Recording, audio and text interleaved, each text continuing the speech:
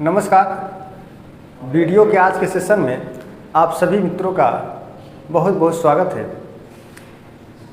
हम लोग बीएस गुहा के अनुसार भारत में मानव प्रजाति के वर्गीकरण के बारे में पढ़ा। अब इसके आगे हम लोग विश्व की प्रमुख जनजातियों के बारे में पढ़ेंगे, वो भी बिल्कुल डिटेल से कि उन जनजातियों का निवास स्थान क्या है, उनका रहन सहन, उनका सांस्कृतिक समाज और उनका व्यवसाय और जीवन यापन कैसा है। इन सभी तथ्यों को हम लोग बिल्कुल प्रॉपर तरीके से और डिटेल में पढ़ेंगे। तो आइए हम लोग शुरुआत करते हैं विश्व की प्रमुख जनजातियाँ। ठीक है, तो विश्व की प्रमुख जनजातियाँ, इसको मैं ज़रा सा मिटा दूँ।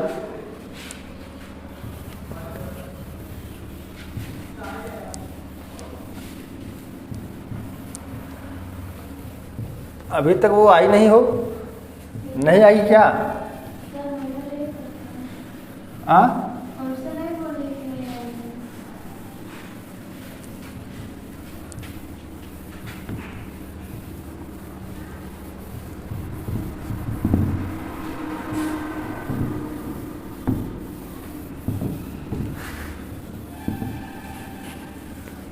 विश्व की प्रमुख जनजातियाँ।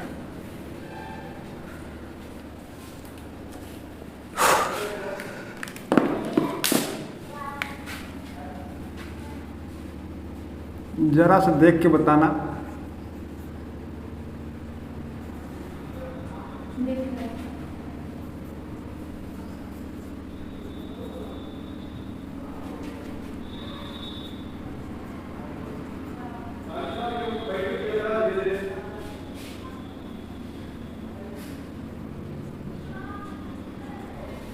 विश्व की प्रमुख जनजातियाँ। तो देखिए, सबसे पहले हम लोग बात करते हैं कि जनजाति क्या होती है ना? क्या होती है जनजाति? देखिए, तो जनजाति कह सकते हैं कि सभ्य और सांस्कृतिक मानवीय समाज से दूर, है ना? सभ्य और सांस्कृतिक, जैसे हम लोग क्या हैं, तो यदि जनजातियों की तुलना में हम लोग सभ्य हैं, है ना? जनजातियों की तुलना में हम लोग सभ्य हैं, तो वही चीज़ कहा जा रहा है कि सभ्य एवं सांस्कृतिक मानवीय समाज से दूर आदिम प्रकार से जीवन यापन करने वाले आदिवासी को क्या कहा जाता है? जनजाति कहा जाता है। ठीक है ना? तो इसका मतलब एक परिभाषा बन गया, ठीक है ना, कि सभ्य एवं सांस्कृतिक मानवीय समाज से दूर जीवन यापन करने वाले मानवीय समूह को या मानव के समूह को क्या कहते हैं? जनजाति कहते हैं, या उसी को जो है कि आदिवासी भी कहा जाता है। ठीक है, तो ये परिभाषा लिखने वाली कोई बात नहीं है। ठीक, यानी कह सकते हैं कि ये ऐसे होते हैं जो कि सभ्य और सांस्कृतिक मानवीय समाज से जो है कि परे होते हैं और आदिम रूप से अपने जीवन का जो है कि यापन करते हैं, यानी कि प्राचीन रूप से, प्राकृतिक रूप से, पर्यावरणीय रूप से, है ना? तो इनको क्या कहा जाता है? जनजाति या आदिवासी कहा जाता है। इनका जो संपूर्ण जीवन यापन होता है, जनजातियों का जो संपूर्ण जीवन यापन होता है, वे सभी जो है क्या होते हैं कि प्राकृतिक पर्यावरण के अनुकूल होते हैं और प्राकृतिक पर्यावरण में ही अपना पूरा जीवन यापन करते हैं। ठीक है ना, ये चीज़ें हैं। अब यदि देखा जाए तो प्रदेशों में निवास, या कह सकते हैं कि ये जो होते हैं कि ये विश्व के विभिन्न दुर्गम प्रदेशों में निवास करते हैं। दुर्गम का मतलब कि जहाँ पर आम पहुँच न बन सके, यानी कि कुछ लोगों का, या कह सकते हैं कि बहुत से लोगों का वहाँ पर आम पहुँच न बन सके, दुर्गम क्षेत्रों में या दुर्गम प्रदेशों में ये क्या करते हैं? निवास करते हैं। अब दुर्गम क्षेत्र या प्रदेश कैसे हो गए? जैसे कि घने जंगल हो गए, ठीक है, ऊंचे पठार हो गए, ऊंचे पर्वत हो गए या पहाड़ हो गए। तो ऐसे दुर्गम क्षेत्रों में ये लोग निवास करते हैं ताकि वहाँ पर कोई भी दूसरा व्यक्ति, या कह सकते हैं कि सभ्य मानव समाज वहाँ पर पहुँच न सके। ठीक है ना? तो ऐसे क्षेत्रों में ये लोग क्या करते हैं? निवास करते हैं। जैसे कि विषुवत रेखी घने जंगलों में, है ना, विषुवत-रेखी घने जंगलों में ये लोग निवास कर सकते हैं। ऊंचे ऊंचे पहाड़ों पर निवास कर सकते हैं। ऐसे स्थानों पर रह सकते हैं जहाँ पर कि अन्य जो है कि मानव न पहुँच सके। ठीक है। अब देखा जाए तो जनजाति समूहों को, है ना, तो जितने भी विश्व के जितने भी जनजाति समूह हैं या विश्व के संपूर्ण जनजातियों को चतुर्थ विश्व की संज्ञा दी गई है। किस विश्व की? चतुर्थ विश्व की। ये नोट करने वाली बातें हैं। तो संपूर्ण जनजाति समूह को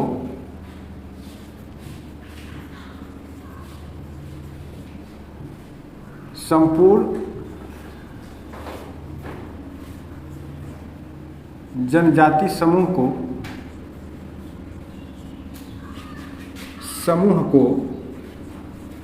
चतुर्थ विश्व की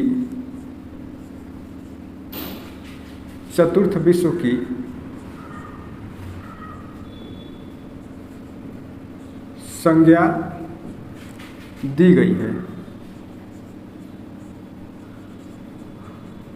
ना।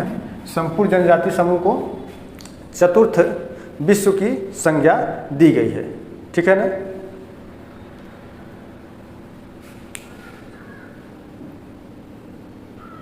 अब हम लोग बात करेंगे विश्व के, यहाँ तक दिखाई दे रहा है, विश्व के प्रमुख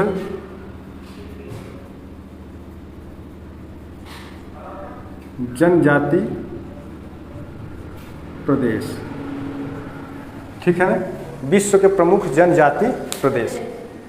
अब यदि देखा जाए तो विश्व के अधिकांश आदिम जातियां जो होती हैं वो विषम भौतिक जलवायु प्रदेशों में जो है क्या करते हैं, निवास करते हैं या पाए जाते हैं। तो विषम जो है कि भौतिक दशाओं में या विषम भौतिक जलवायु प्रदेशों में क्या ये होते हैं, निवास करते हैं या पाए जाते हैं। विश्व की प्रमुख जनजातीय प्रदेश और उनसे जो संबंधित महत्वपूर्ण जनजातियां हैं उनके बारे में यहाँ पर मैं बोर्ड पर लिख दे रहा हूँ। ठीक है ना। तो ये समझिए कि जो विश्व के प्रमुख जनजातीय प्रदेश है ये विषम भौतिक दशाओं में निवास करते हैं या पाए जाते हैं। तो अब यदि देखा जाए तो यहाँ पर एक तरफ आप प्रदेश कर लीजिए। ठीक है, इधर कर लीजिए प्रमुख प्रदेश, एक तरफ कर लीजिए निवास क्षेत्र और एक तरफ आप कर लीजिए जनजाति।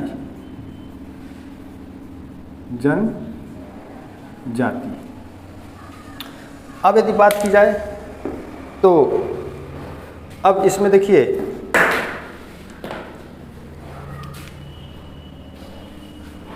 एक आएगा आपका भूमध्य रेखी वन प्रदेश। इसमें ये आप कर लीजिए ए हो गया। तो भूमध्य रेखी वन प्रदेश। अब इसके अंतर्गत देखिए निवास क्षेत्र कौन कौन से होंगे। तो इसके अंतर्गत जो निवास क्षेत्र होंगे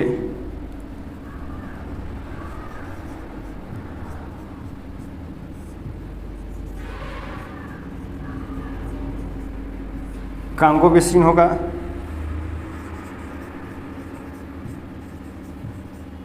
अमेजन बेसिन होगा,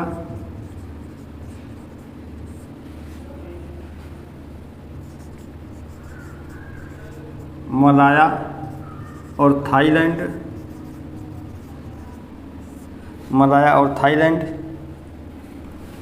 ठीक है ना, ये मुख्य रूप से 3 हो गए।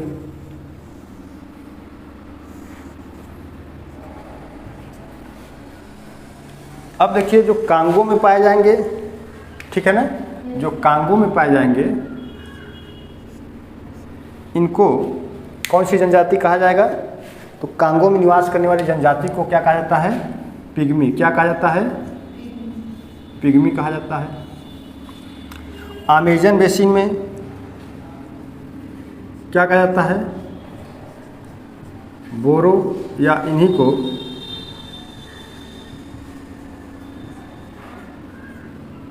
रेड इंडियन कहा जाता है। और मलाया और थाईलैंड में सेमांग और सकाई कहा जाता है। इसके अलावा देखिए भूमध्य रेखीय वन प्रदेशों के अंतर्गत ही कुछ और भी जनजातियां थोड़ा सा दूरवर्ती भागों में पाई जाती हैं। इनमें जैसे एक हो गया श्रीलंका, दूसरा हो जाएगा आपका न्यू गिनी,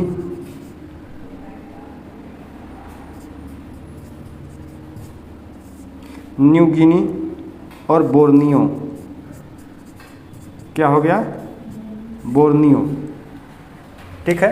तो श्रीलंका में कौन सी जनजाति पाई जाएगी? तो श्रीलंका में वेद्दा, श्रीलंका में वेद्दा जनजाति, न्यू गिनी में पापुआ और बोर्नियो में पुनांस। बोर्नियो में कौन सी जनजाति पाई जाएगी? पुनांस। पुनांस। ठीक है ना। तो ये देखिए भूमध्य रेखीय वन प्रदेशों की जनजातियां हैं। कांगो बेसिन में पिग्मी, अमेजन बेसिन में बोरो या रेड इंडियन, और मलाया और थाईलैंड में सेमांग और सकाई। इसके अलावा भूमध्य रेखा के दूरवर्ती भागों में जैसे श्रीलंका हो गया, न्यू गिनी हो गया, बोर्नियो हो गया। ठीक है ना। दूरवर्ती क्या नज़दीक है, श्रीलंका थोड़ा दूर पड़ेगा। तो श्रीलंका में वेद्दा पाई जाएगी, न्यू गिनी में पापुआ पाई जाएगी और बोर्नियो में पुनांस जनजाति पाई जाएगी। तो ये रहा पहला विभाजन। अब उसके बाद हम लोग दूसरा विभाजन देखते हैं।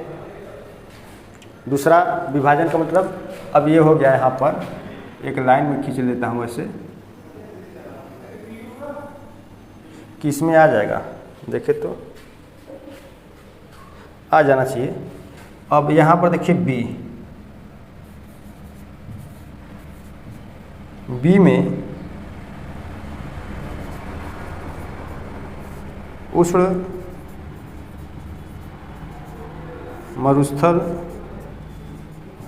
प्रदेश।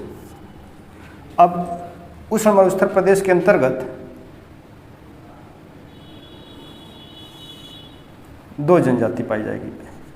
इनका निवास क्षेत्र दो स्थानों पर, एक होगा अरब मरुस्थल और दूसरा होगा कालाहारी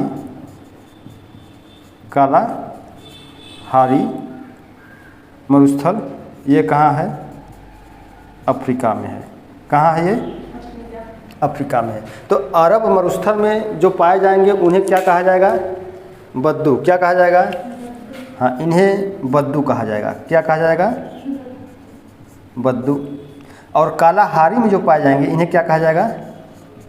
बुशमैन। क्या? बुशमैन। अब देखिए ये भूमध्य रेखीय वन प्रदेश हो गया एक, इनका प्रमुख प्रदेश जनजातियों का। एक प्रमुख प्रदेश क्या हो गया? उष्ण मरुस्थलीय प्रदेश हो गया। तो भूमध्य रेखीय जो वन प्रदेश हैं, तो भूमध्य रेखीय वन प्रदेश 0 डिग्री से लेकर के 5 डिग्री उत्तरी और दक्षिणी दोनों अक्षांशों के मध्य होगा। और ये जो उष्ण मरुस्थल प्रदेश है, तो उष्ण कटिबंध प्रदेशों में जो मरुस्थल हैं उनमें पाए जाने वाले जो होंगे ये जनजाति। तो यहाँ पर उष्ण मरुस्थल प्रदेशों में एक अरब मरुस्थल हो गया, एक कालाहारी हो गया अफ्रीका में। हालांकि इसके अलावा भी बहुत से उष्ण मरुस्थल है। जैसे हमारे यहाँ भारत में देख लीजिए तो थार है, जो राजस्थान का थार का रेगिस्तान या मरुस्थल, तो वो भी उष्ण मरुस्थल ही है। लेकिन सभी मरुस्थलों में नहीं पाई जाएंगी जनजातियाँ। ठीक ना। सभी मरुस्थलों में जनजातियाँ नहीं होंगी। तो जहाँ पे जनजातियाँ हैं उन्हीं का जिक्र यहाँ पर किया गया है। अब हम लोग बात करते हैं सी का। अब यहाँ पर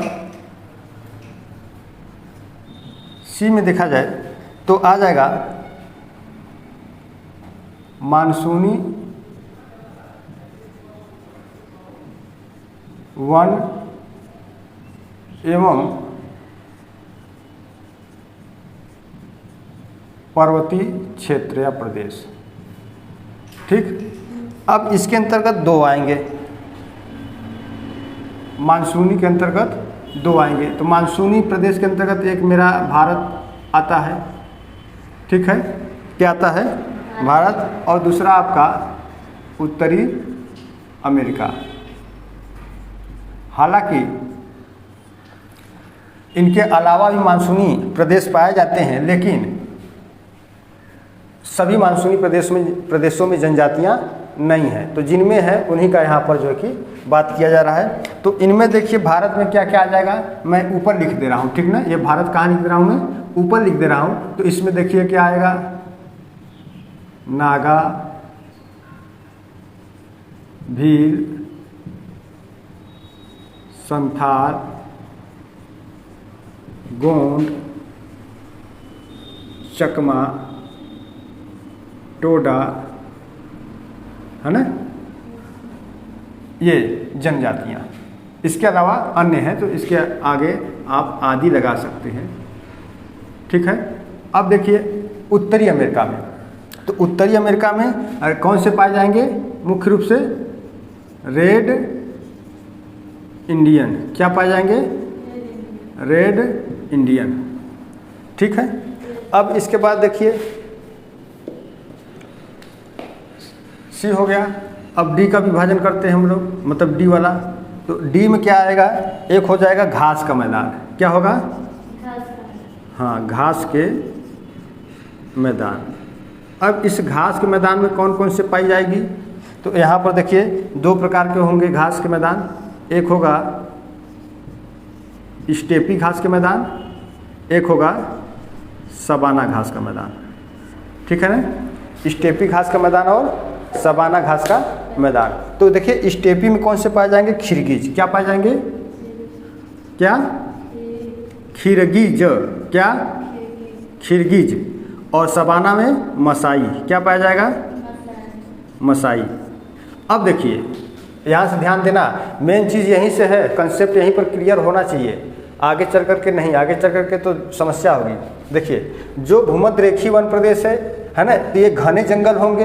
अब घने जंगल होंगे तो यहाँ पर किसी भी प्रकार की कोई खेती बाड़ी या कृषि नहीं की जा सकती है, की जा सकती है। इतने घने जंगल होते हैं कि सूर्य का प्रकाश धरातल तक आ ही नहीं पाता है, तो हम खेती बाड़ी कृषि कहाँ से करेंगे। तो जब कृषि नहीं हो पाएगा तो यहाँ पर पशुपालन नहीं होगा, पशुचारण नहीं होगा, है ना। तो जब पशुपालन पशुचारण नहीं होगा तो ये लोग जो है कि घुमक्कड़ी रूप से होंगे। घुमक्कड़ी का मतलब बहुत ज़्यादा घुमक्कड़ी नहीं, है ना। और ये लोग अपना कोई स्थायी निवास स्थान बना करके भी नहीं रहेंगे। और इन लोगों का जो मुख्य रूप से जीवन यापन होगा वो जंगलों से प्राप्त, पेड़ पौधों से प्राप्त कुछ फल कंदमूल होंगे, या जंगलों में निवास करने वाले छोटे से लेकर के बड़े तक के जानवर होंगे, ठीक ना। इनके जो है कि भोजन जो होगा, कहाँ का बात हो रहा है, भूमध्य रेखीय प्रदेशों का, ठीक ना।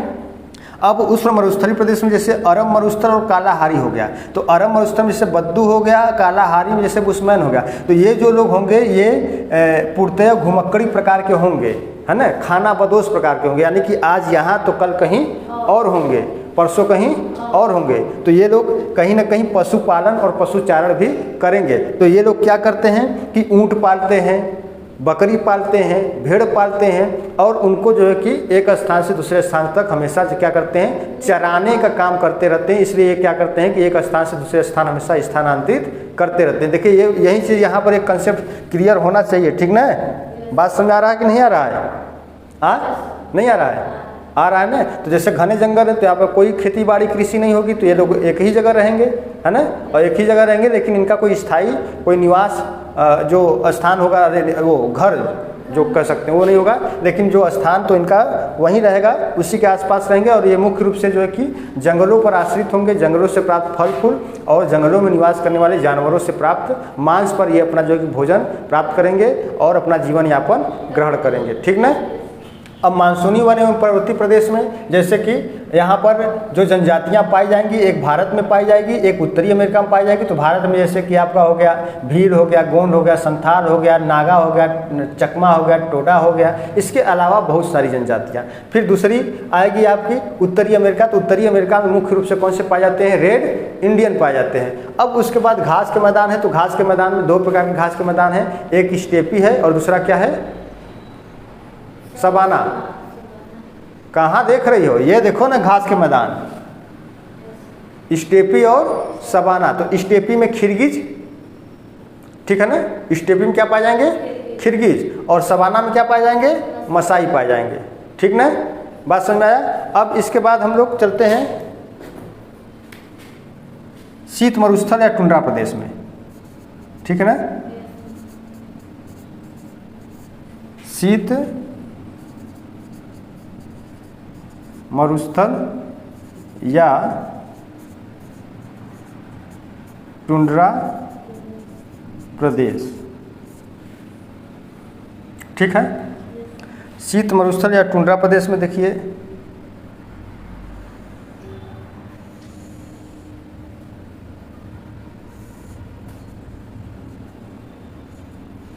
तीन ना, कौन कौन से? तीन होंगे। तो ये कौन कौन से होंगे?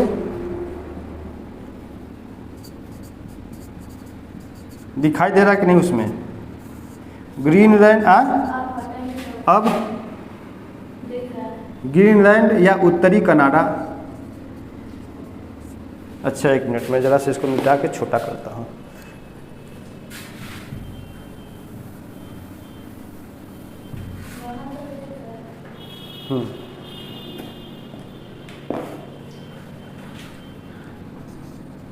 ई में शीत प्रदेश है। चलिए शीत प्रदेश कर लीजिए, शीत मरुस्थल कर लीजिए, कोई दिक्कत नहीं है। शीत मरुस्थल या इसी को क्या कहेंगे? अरे या टुंड्रा प्रदेश। ठीक, अब इसमें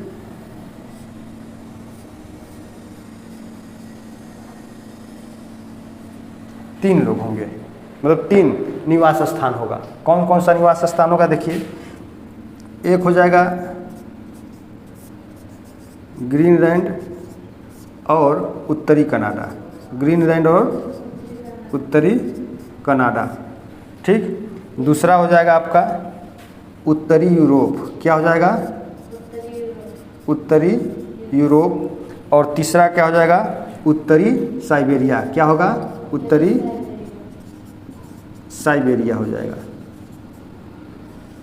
ठीक है, तीन, ग्रीनलैंड या उत्तरी कनाडा, उत्तरी यूरोप और उत्तरी साइबेरिया। तो सब उत्तर में। ठीक ना, तो अब देखिए जो ग्रीनलैंड या उत्तरी कनाडा में होंगे, जो ग्रीनलैंड या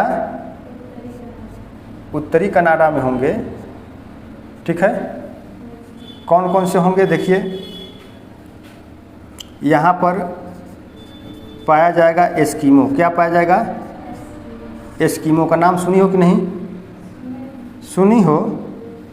उत्तरी यूरोप में क्या पाया जाएगा? लैप्स। क्या पाया जाएगा? लैप्स। और उत्तरी साइबेरिया में क्या क्या पाए जाएंगे? मैं नीचे लिख दे रहा हूँ, नीचे दिखाई दे रहा कि देगा कि नहीं? याकूत। क्या है ये? याकूत। फिर नहीं दिखाई दे रहा है? हाँ, अच्छा वहाँ तक दिखाई दे रहा है कि नहीं? अच्छा, साइबेरिया ही कट गया है, इसको मैं सही कर देता हूँ। अच्छा,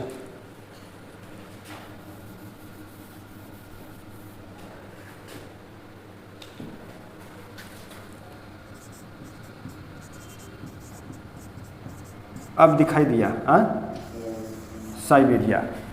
ठीक, तो मैं साइबेरिया को कहीं और लिख दे रहा हूँ, आप लोग भी ज़रा सा ध्यान देंगे कि साइबेरिया को मैं यहाँ एक बॉक्स में लिख दे रहा हूँ, आप लोग साइबेरिया के सामने लिखिएगा। ठीक ना, साइबेरिया को मैं यहाँ एक बॉक्स में लिख दे रहा हूँ। तो यहाँ पर कौन कौन से होंगे साइबेरिया के अंतर्गत? देखिए आपके याकूत होंगे। क्या होगा? याकुत, यूकाधीर, याकुत, यूकाधीर, चुकची, चुकची और समोयद। ठीक है, क्या है ये? समोयद। ये कहाँ है? ये साइबेरिया वाले हैं, उत्तरी साइबेरिया वाले। ठीक ना? तो ये कौन से हैं? ये साइबेरिया वाले हैं।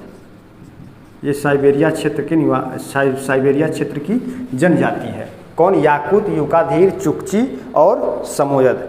अब देखिए कि टुंड्रा प्रदेश में जो निवास करते हैं जनजाति, ठीक ना, जो टुंड्रा प्रदेश में निवास करती है जनजातियाँ, तो ये जनजातियाँ टुंड्रा प्रदेश में और साइबेरियाई क्षेत्रों में या ठंडे मरुस्थलीय प्रदेशों में ये निवास करती हैं, जिनमें आप सबसे उत्तर में चले जाइए। ठीक ना, सबसे उत्तर में टुंड्रा वाले क्षेत्रों में चले जाएंगे तो उत्तरी कनाडा।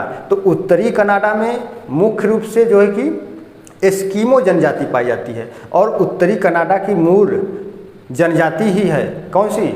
एस्किमो, है ना। तो उत्तरी कनाडा की मूल जनजाति क्या है?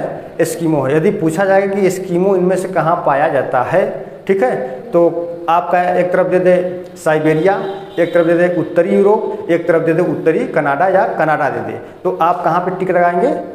कनाडा या उत्तरी कनाडा में टिक लगाएंगे। तो उत्तरी कनाडा की मूल निवासी जो जनजाति है उसी को हम क्या कहते हैं? एस्किमो कहते हैं। अब उसके बाद उत्तरी यूरोप है ना, उत्तरी यूरोप है, तो उत्तरी यूरोप की जो मूल जनजाति है उसको हम क्या कहते हैं? लैप्स कहते हैं। क्या कहते हैं? लैप्स कहते हैं। और साइबेरिया, ठीक है, उत्तरी साइबेरिया यानी कि उत्तरी यूरोप और उत्तरी एशिया का जो साइबेरियाई वाला भाग है, ठीक है, तो वहाँ पे जो जनजाति पाई जाएगी उस जनजाति को हम क्या कहेंगे? याकुत कहेंगे, यूकाधीर कहेंगे, चुकची कहेंगे, समोयद कहेंगे। ठीक, क्या क्या कहेंगे? याकुत, यूकाधीर, चुकची, समोयद। अब इसी पर देखिए एक भौगोलिक काव्यांजलि के तहत एक स्लोगन है। स्लोगन क्या है? कि एस्किमो, लैप्स, चुकची और समोयद ना, कहाँ कहाँ पे देखिए, एस्किमो, लैप्स, चुकची और समोयद भी टुंड्रा के वासी हैं। ठीक है ना, यानी कि एस्किमो, लैप्स, चुकची और समोयद भी टुंड्रा के वासी हैं। बुशमैन रहे कालाहारी में बद्दू अरब निवासी है। ठीक ना, तो बुशमैन यहाँ पे देखिए कालाहारी दिखा होगा कहीं। बुशमैन कहाँ गया? बुशमैन है ना, ये बुशमैन। तो बुशमैन कालाहारी और बद्दू अरब, तो वहीं एक स्लोगन बनाया गया है कि एस्किमो, लैप्स, चुकची और समोयद भी टुंड्रा के वासी हैं। अब बुशमैन रहे कालाहारी में बद्दू अरब निवासी है। ठीक है, तो ये देखिए विश्व की संपूर्ण जनजाति थी या विश्व के प्रमुख जनजाति थे, और इनसे संबंधित प्रमुख प्रदेश, उनके निवास क्षेत्र और जनजातियाँ थी। इनको आप अच्छे से आप क्या करेंगे? लिखेंगे नहीं, अच्छे से पढ़ेंगे और अच्छे से याद हो जाना चाहिए। यदि ये याद हो गया तो आपकी जो जनजाति है समझिए 50% उसका पिक्चर साफ हो गया, क्लियर हो गया। यदि ये चीज़ दिमाग में बैठ गया तो अब दिमाग में बैठाना है तो इसको दिमाग में बैठा लीजिए। अब कैसे बैठाना है तो एक बार आप फिर से पुनः इसको देख लीजिए कि भूमध्य रेखीय वन प्रदेश, फिर उष्ण मरुस्थलीय प्रदेश, मानसूनी वन एवं पर्वतीय क्षेत्र, घास के मैदान, शीत मरुस्थलीय प्रदेश, कुल 5 प्रदेश हैं। ठीक है ना, विश्व की जनजातियों के जो प्रमुख प्रदेश हैं वो 5 प्रमुख प्रदेश है। इन 5 प्रमुख प्रदेशों में भूमध्य रेखीय है, उष्ण मरुस्थल है, मानसूनी है, घास का मैदान है, और क्या है आपका? टुंड्रा या शीत है। अब देखिए भूमध्य रेखीय में जो निवास क्षेत्र होंगे कहाँ कहाँ होगा? कांगो में होगा, कांगो बेसिन, अमेजन बेसिन और मलाया या थाईलैंड। इसके अलावा श्रीलंका, न्यू गिनी और बोर्नियो में ना, तो श्रीलंका में वेद्दा है, न्यू गिनी में पापुआ है और बोर्नियो में पुनान्स है ना, ये हो गया। और कांगो बेसिन में क्या क्या है? पिग्मी केवल पाए जाएंगे। कांगो बेसिन में पिग्मी होगा, अमेजन बेसिन में रेड इंडियन या बोरो होंगे, मलाया और थाईलैंड में क्या होगा? सेमांग और सकाई होगा। ठीक है, सेमांग और सकाई हो गया। अब इसके बाद देखिए आपका आएगा उष्ण मरुस्थल प्रदेशों में, एक होगा अरब मरुस्थल, एक होगा जो है कि आपका अफ्रीका का कालाहारी मरुस्थल। तो अरब मरुस्थल में बद्दू जो चरवाहे प्रकार के होते हैं, अरब मरुस्थल में बद्दू क्या होते हैं? चरवाहे प्रकार के होते हैं। ये भेड़, बकरी, ऊँट पालते हैं और उनको चराने का कार्य करते हैं। ठीक है, और कालाहारी मरुस्थल में जो है कि बुशमैन पाए जाते हैं। ये खूंखार होते हैं, शिकारी टाइप के होते हैं, ये शिकार करते रहते हैं। ठीक है ना, तीर धनुष हमेशा लिए रहेंगे। अब उसके बाद मानसूनी एवं पर्वतीय प्रदेशों के अंतर्गत जो है कि 2 निवास क्षेत्र हैं ना, एक होगा भारत देश, एक होगा उत्तरी अमेरिका।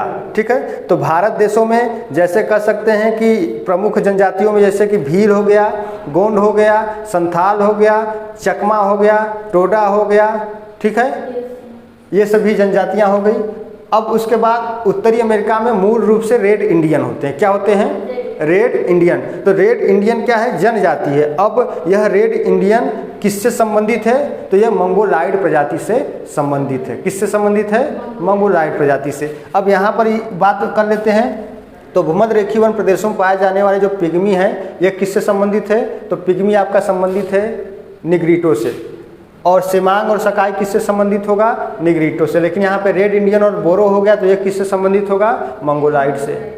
बात समझ आ रहा है ना? वहाँ पे रेड इंडियन जब मंगोलाइड है तो यहाँ पर भी क्या रहेगा? ये मंगोलाइड। तो ये मंगोलाइड क्या है? प्रजाति है। देखा जाए तो विश्व की 3 प्रमुख प्रजातियाँ ही हैं, है ना। हमने तो 5-6 प्रजातियों को बताया और टेलर के अनुसार बताया 7 प्रकार की, है ना, प्रजातियाँ। फिर भारत में BS गुहा के अनुसार 6 प्रकार की प्रजातियाँ। रिसले ने भी जो है कि 7 प्रकार की प्रजातियों का वर्गीकरण किया है। लेकिन मुख्य रूप से जो प्रजातियां हैं, मुख्य रूप से वो 3 ही प्रजाति हैं और उन्हीं तीनों प्रजाति से अन्य प्रजातियों का विकास हुआ। कौन कौन सी तीनों मुख्य रूप से प्रजाति है? तो एक है आपका निग्रिटो, दूसरा काकेसाइड, तीसरा मंगोलाइड। ठीक, निग्रिटो, काकेसाइड और मंगोलाइड। तो निग्रिटो काला, काकेसाइड सफ़ेद, मंगोलाइड पीला। ठीक है, अब इन्हीं तीनों से ही अन्य प्रजातियों का क्या हुआ है? विकास हुआ है। ठीक है ना। तो मुख्य रूप से 3 ही प्रजाति हैं। अब आइए बात करते हैं तो घास के मैदान में चलते हैं। तो घास के मैदान में हमें 2 प्रकार के घास देखने को मिल रहे हैं, एक स्टेपी, एक सवाना। इसके अलावा देखा जाए तो घास के जो मैदान होते हैं तो 2 प्रकार के मैदान होते हैं, एक उष्ण घास का मैदान होता है, एक शीतोष्ण घास का मैदान होता है। ठीक है, तो ये जो स्टेपी है ये शीतोष्ण घास का मैदान है और जो सवाना है ये उष्ण घास का मैदान है। ठीक है, तो स्टेपी शीतोष्ण घास का मैदान है। तो स्टेपी ये मध्य एशिया में पाई जाती है। स्टेपी कहाँ है? मध्य एशिया में अधिकतर ये पाई जाती है। ठीक, तो स्टेपी मध्य एशिया में है। तो स्टेपी में निवास करने वाली जो जनजाति है उसको हम खिरगिज कहते हैं। क्या कहते हैं? खिरगिज कहते हैं। और सवाना में निवास करने वाली जनजाति को हम क्या कहते हैं? मसाई कहते हैं। ठीक है, अब इसके बाद शीत मरुस्थल प्रदेशों में हम लोग आ गए। अब शीत मरुस्थल प्रदेशों में जाएंगे तो टुंड्रा प्रदेशों में चले गए, जहाँ पर सूर्य का तापमान हमेशा क्षितिज रूप में रहता है, कभी ऊर्ध्वाधर नहीं होता है, हमेशा बर्फ जमा होता है। वहाँ का जीवन यापन बहुत कठोर होता है, बहुत कठिन होता है। वहाँ पर जीवन यापन करना बहुत ही कठिन है, हम लोग नहीं रह पाएंगे वहाँ, है ना। तो देखिए अब शीत मरुस्थल प्रदेशों में क्या है? तो यहाँ पर एक निवास क्षेत्र हो गया ग्रीनलैंड, उत्तरी कनाडा हो गया, दूसरा हो गया आपका उत्तरी यूरोप हो गया, तीसरा आपका हो गया साइबेरियाई क्षेत्र। तो उत्तरी कनाडा के मूल निवासी जनजाति को हम क्या कहते हैं? एस्किमो कहते हैं। उत्तरी यूरोप के मूल निवासी को हम क्या कहेंगे? लैप्स कहेंगे। और साइबेरिया में पाए जाने वाली जनजाति जो यूरोप और एशिया का जो उत्तरी भाग होगा वहाँ पर पाई जाने वाली जो जनजाति होगी वहाँ पर याकुत होगा, युकाधीर होगा, चुकची होगा, समोयद होगा। ठीक ना।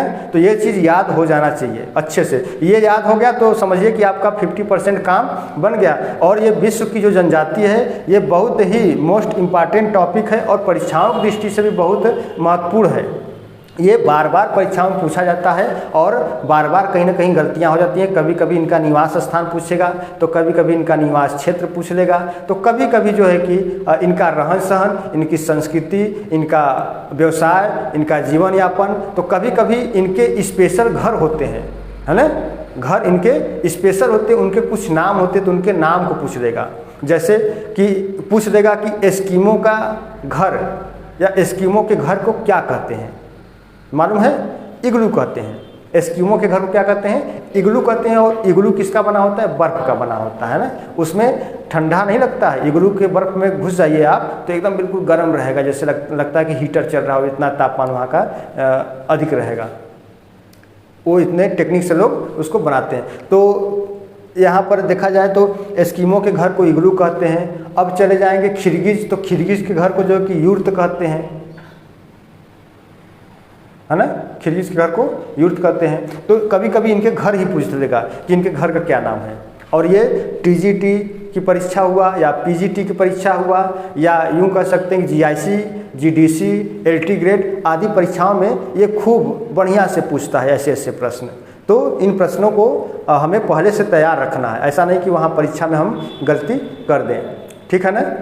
तो ये सब चीज़ें हैं, तो इनको अच्छे से आप लोग पढ़ लीजिए और अच्छा से इसको अपने दिमाग में बैठा लीजिए। यह एक चार्ट के रूप में मैंने आप लोग के समकक्ष प्रस्तुत किया हूँ और बहुत ही अच्छे तरीके से ये बनाया भी गया है। इसको आप लोग अच्छे से पढ़ लीजिए। ठीक है ना, अच्छे से पढ़ लेना, ये याद भी हो जाना चाहिए।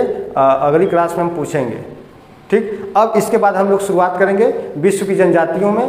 तो पहला होगा जो ए वाला है भूमध्य रेखीय वन प्रदेश। तो भूमध्य रेखीय वन प्रदेश में हम लोग सबसे पहले शुरुआत करेंगे भूमध्य रेखीय वन प्रदेश से। तो भूमध्य रेखीय वन प्रदेश से कांगो बेसिन में पाई जाने वाली जो जनजाति है, क्या नाम है उसका? पिग्मी है। तो अब हम लोग पिग्मी की शुरुआत करेंगे। तो पिग्मी जो है कि भूमध्य रेखीय प्रदेशों के, है ना, जंगलों में निवास करती है। ये प्रमुख रूप से कांगो बेसिन में निवास करती है। तो कांगो बेसिन कहाँ है? तो कांगो एक प्रकार की क्या कर सकते हैं, कांगो एक नदी ही है ना। तो कांगो क्या है? नदी है और यह अफ्रीका महाद्वीप में बहती है। और कांगो नदी की क्या विशेषता है कि कांगो नदी भूमध्य रेखा को 2 बार काटती है। कांगो नदी भूमध्य रेखा कितनी बार काटती है? 2 बार काटती है। यदि एक और बात कर ली जाए इसी के संबंधित, तो भूमध्य रेखा के नीचे चले जाइए तो मकर रेखा होगा। तो अब मकर रेखा को भी कोई ना कोई नदी काटती होगी, तो उसका क्या नाम है? तो उसका नाम लिम्पोपो नदी है। अब थोड़ा सा हम लोग ऊपर आते हैं, अपने भारत देश में आते हैं जहाँ पे कर्क रेखा है। तो कर्क रेखा को भी कोई ना कोई नदी काटती है। तो कौन सी नदी काटती है कर्क रेखा को? माही नदी। ठीक ना, कर्क रेखा कौन सी नदी काटेगी? माही नदी काटेगी। तो देखिए, तो यहाँ पर कांगो बेसिन में पाई जाने वाली जो मुख्य जनजाति है वो पिग्मी है। पिग्मी जनजाति है। पिग्मी निग्रिटो प्रजाति से संबंधित है। किससे संबंधित है? निग्रिटो। तो अब निग्रिटो की जो बाह्य शारीरिक लक्षण होंगे वहीं पिग्मी के होंगे। उसका कद छोटा होगा, उनका जो शरीर का जो रंग होगा वो काला होगा, बाल घुंघराले होंगे, भेड़ के ऊन के समान होगा, नाक चपटी और छोटी होगी, होंठ मोटे मोटे होंगे, है ना, और ये खूंखार टाइप के होंगे। ये हमेशा शिकार करते हैं और ये लोग मांसाहारी कह सकते हैं कि मांसाहारी होते हैं। हालांकि शाकाहारी भी होते हैं। ये लोग फल फूल भी खाते हैं, मांस भी खाते हैं, लेकिन मांस भी खा जाते हैं। छोटे जानवर से लेकर के बड़े जानवर को मार गिराते हैं। छोटे जानवरों में जैसे कि सुअर हो गया, जंगली सुअर हो गया, तो जंगली सुअर को भी मार देंगे, बड़ी बड़ी हाथियों को भी मार देते हैं और सबको सपाचट कर जाएंगे। हाथी को भी खा जाएंगे और किसको खा जाएंगे? सुअर को तो खा ही जाएंगे। और देखा जाए बहुत आश्चर्यचकित वाली इनकी बात है। तो आश्चर्यचकित वाली इनकी बात यह है कि ये लोग पशुओं का खून बड़ा चाव से पीते हैं। पशुओं का जो खून होता है, जो रक्त होता है ना, इनका प्रिय पेय पदार्थ है पशुओं का रक्त। हो सकता है जैसे कि हमारे यहाँ कुछ लोग अलग अलग पेय पदार्थों को प्रिय मानते हैं, है ना। कुछ लोग ठंडे पानी को, कुछ लोग गर्म पानी को, कुछ लोग चाय को, है ना। तो कुछ लोग एल्कोहल को, जिसको हम लोग शराब कहते हैं, उसको प्रिय मान लेते हैं। तो इसी प्रकार इनका प्रिय पेय पदार्थ ही पशुओं का रक्त होता है। तो ये इनका एक आश्चर्यचकित वाली बातें हैं। और ये जो है कि और ये लोग कह सकते हैं कि पेड़ों के छालों से बने वस्त्रों का प्रयोग करते हैं, पत्तों का प्रयोग करते हैं तन को ढकने के लिए, लेकिन मैक्सिमम ये लोग बिना वस्त्र के ही होते हैं। केवल स्त्रियां जो होती हैं, तो वो स्त्रियां जो कि पेड़ों के पत्तों के छाल का प्रयोग करती हैं तन को ढकने के लिए। पुरुष जो है कि केवल अपने कुछ प्राइवेट पार्ट को ढक लेते हैं, बाकी जो है क्या होता है, ये वैसे ही रहते हैं, बगैर वस्त्रों के होते हैं। एक चीज़ और इनमें पाई जाती है कि इनमें एक व्यापार होता है ना। पिग्मी में एक व्यापार होता है। उस व्यापार को एक नाम से जाना जाता है, उसको कहा जाता है मूक व्यापार। क्या कहा जाता है? मूक का मतलब बोलना नहीं है। व्यापार ऐसा हो कि बोलना नहीं है, साइलेंट रहना है उसमें, उसी को मूक व्यापार कहते हैं, या उसी को साइलेंट ट्रेड कहते हैं। ठीक है ना। तो मुख्य व्यापार होता है। ये कैसा व्यापार होता है? तो ये लोग क्या होते हैं कि जैसे कि ये लोग एक गांव के समूह में रहते हैं, है ना। गांव में रहते हैं, अपना एक कबीला बनाए रहते हैं, जंगलों में ही रहता है। हालांकि जहाँ पे घने जंगल है वहाँ पे ये लोग अपना जीवन यापन के लिए शिकार करते हैं, लेकिन उससे दूर कहीं ना कहीं अपना एक कबीला बनाए हुए होते हैं। और उस कबीला से दूर थोड़ा सा एक कृषक समाज होता है। उस कृषक समाज का नाम होता है बंटू कृषक समाज, है ना। वो भी जनजाति ही होता है बंटू कृषक समाज होता है। तो क्या करते हैं कि ये लोग जब जो पिग्मी होते हैं शिकार कर लेते हैं, किसी जानवर का शिकार कर लिए, तो उनके मांस को क्या करते हैं, तो कि उनके मांस को किसी बड़े पेड़ के पत्ते, है ना, जो पेड़ के पत्ते होते हैं वो बड़े होने चाहिए, जैसे केला का पेड़ हो गया, तो बड़े बड़े पेड़ के पत्तों में क्या करते हैं, उस मांस को लपेट करके ले जाकर के रात में वो कृषक बंटू समाज के घर के सामने किसी एक निश्चित कोई स्थान बना रहता है कि यहाँ रखना है, तो वहाँ पे वो लोग रख लेंगे। ठीक है।